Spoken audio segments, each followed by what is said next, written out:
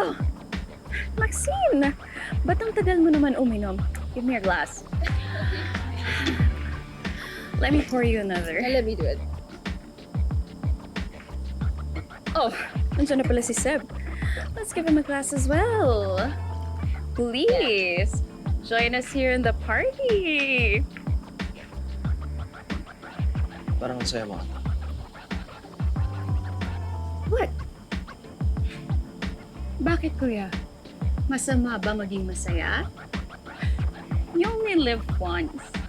Kaya dapat sulitin. Cheers! Come on, let's dance! Woo! Maxine, samahan mo na.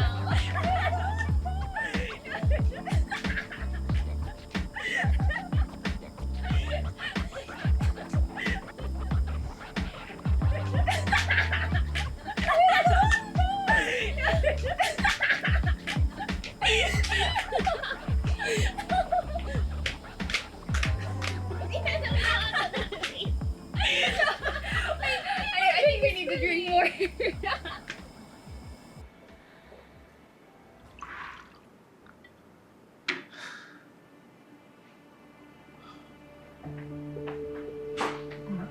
Dad, huwag niyo sabihin iinom kayo. Bawal yan sa inyo.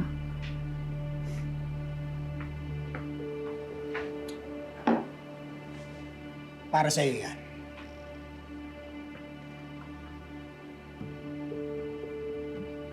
Mabuti naman at may concern ka pa rin sa akin.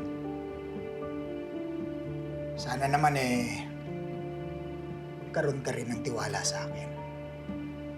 Rose, ama mo ko. Hindi ako magsisinungaling sa'yo.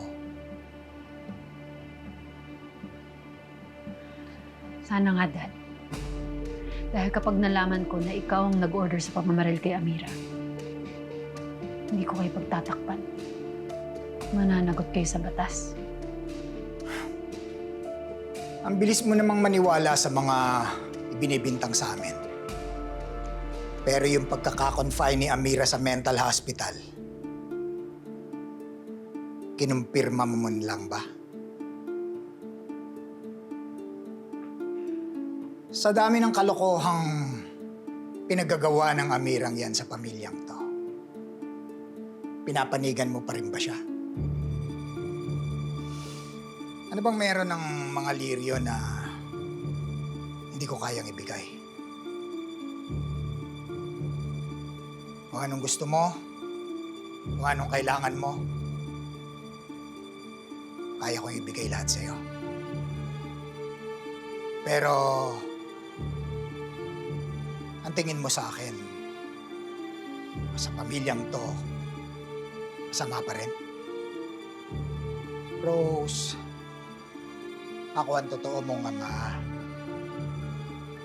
Hindi ako, hindi ang pamilya natin ang dapat mong pag-initan at pagdudahan, kundi ang kapatid mo. Siya ang hindi mo dapat pagkatiwalaan.